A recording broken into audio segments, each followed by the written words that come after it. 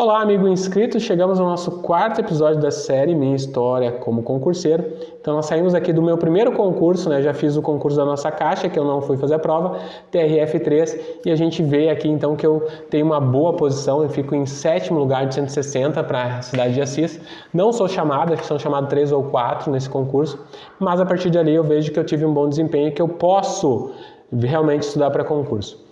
A partir daí eu fiquei procurando então meu próximo concurso ainda em São Paulo, tá?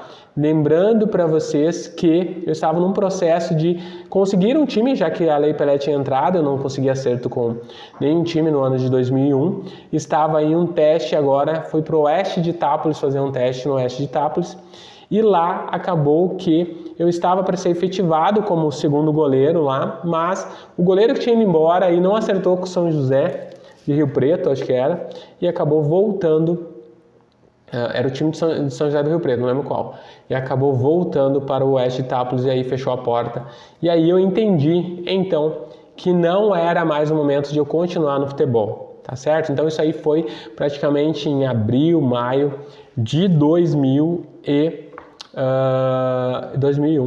Foi onde eu parei de jogar futebol para só estudar para concurso. Mas enquanto isso, saiu o concurso de agente fiscal do CREA e de Correios, dos Correios, Dos Correios acho que saiu antes. Eu acabei me inscrevendo para os Correios, Os Correios foi meu terceiro concurso e o meu quarto foi agente fiscal do CREA. Então me inscrevi para os Correios quando eu estava, aí não acertei com o Olímpia, fui para Lençóis até aguardar um novo time, que é onde minha noiva morava, e fiquei lá praticamente um período ali de 1 mês a 2 meses, até acertar alguma coisa com outro time para verificar de continuar jogando futebol.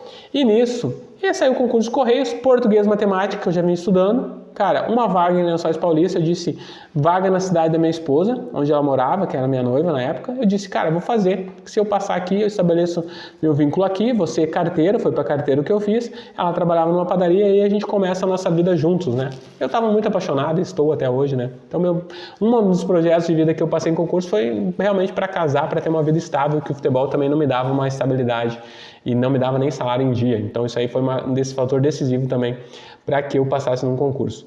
Aí me inscrevi para o concurso dos Correios.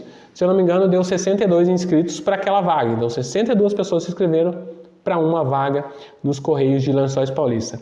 Mesma dinâmica de todo o concurso. E aqui era diferente, porque eu tinha o dia todo, Porque eu não estava jogando, não estava treinando no concurso dos Correios. Aí, então, era de manhã, de tarde. Com certeza eu estudei todo dia 8 horas. Muita gente acha impossível estudar 8 horas. Cara, eu jogava futebol, eu trabalhava, era meu trabalho, eu jogava futebol de manhã e de tarde, 2 horas e meia, 3 horas de treino. Tinha só um descanso ali até o treino das 13. Provavelmente depois do almoço eu deitava na cama para passar as dores do corpo ali, dormia 1 hora ou descansava 1 hora para poder treinar o treino da tarde. Terminava 5h30, 6 horas exausto, do corpo totalmente exausto. Então, cara, se eu fazia isso no treino, por que eu não vou fazer para concurso público? E aí eu comecei a estudar para o Correio 8 horas por dia, português e matemática, era o que caía, não tinha informática na época, era só português e matemática, fiquei muito bom em português e matemática. E fui para a prova, com um sonho, e ali consegui sim, cara, tinha muita esperança de conseguir a vaga, ser o primeiro colocado nesse concurso de Correios, e conseguir a vaga e trabalhar ali em Lençóis e realmente começar uma vida do zero com a minha esposa na cidade onde ela mora. E a partir dali foi marcada a prova, Nós tivemos a nossa prova aqui dos Correios, fui lá fazer a prova, já tinha consciência daquele universo de muitas pessoas, para fazer a prova, de que era 62 por vaga, então entra na mente que você tem que ser melhor que todos que estão aqui na sala e mais outra sala, por exemplo, para você conseguir a vaga. Isso já estava muito no meu coração, de que era difícil, mas que eu ia fazer o meu melhor e que eu tinha estudado e que eu já tinha ficado em 7º de 160, ou seja, eu já fiz um grande resultado no TRF3. Então isso me motivou muito para passar nos Correios. E eu tinha a esperança muito grande de conseguir essa vaga. Então sai o resultado. O primeiro resultado que sai, aí então eu fico em 2º lugar. Eu errei acho que 2 ou 3 questões de português, Matemática eu gabaritei e errei 2 ou 3 questões de português. E essas 2 ou 3 questões me tirou do primeiro lugar. Não sei se o outro errou só 1 ou 2. E então eu fico em 2º lugar nos concursos do Correios. Cara, foi um balde de água fria porque eu tinha muita esperança, né? Mas como já tinha aberto o concurso do CREA, né, Conselho Regional de Engenharia, era agente de fiscalização, que ganhava praticamente o dobro dos Correios, eu não me deixei desmotivar, porque eu tinha esperança ainda desse outro concurso. Eram 2 vagas em São Carlos. Eles iriam passar os 10 primeiros para ter a discursiva corrigida. Tinha dado 127 inscritos, então 127, eu me inscrevi para a reunião de São Carlos porque foi uma concorrência menor no último concurso, então eu chutei, em vez de me inscrever para Lençóis, Bauru, me inscrevi para São Carlos e fui fazer a prova lá.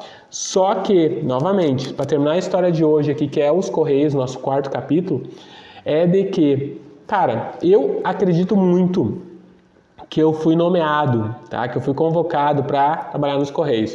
Só que a minha ideia de concurseiro da época, eu não tinha ideia, tá, gente? Eu não sabia. Eu pensei que era uma vaga, eles chamavam só aquela vaga.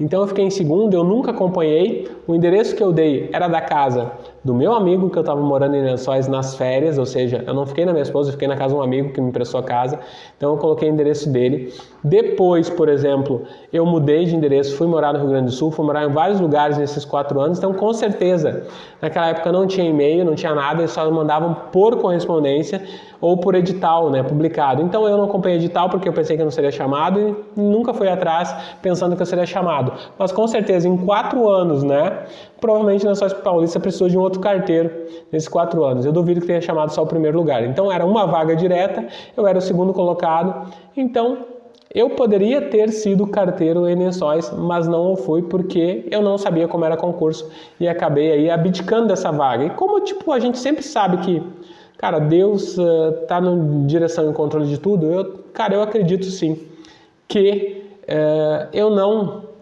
fui chamado, não me atentei para essa vaga de carteira porque os planos para frente eram maiores. Foram dificuldades, né? Teve um período de dificuldade, mas a aprovação que eu consegui posterior, acho que foi aquela perfeita para o que eu poderia passar e aonde eu iria começar minha vida. Mas isso aí começa a partir de amanhã, nosso 5º capítulo aqui, então, que a gente vai falar do concurso do agente fiscal do CREA, né? É um concurso aí que também foi muito nessa dinâmica do correio, né? Uma paulada assim, que é aquela paulada que realmente te dá vontade de desistir, tá certo? Um grande abraço e até amanhã, então, no nosso 5º vídeo da série Minha História de Concurseiro.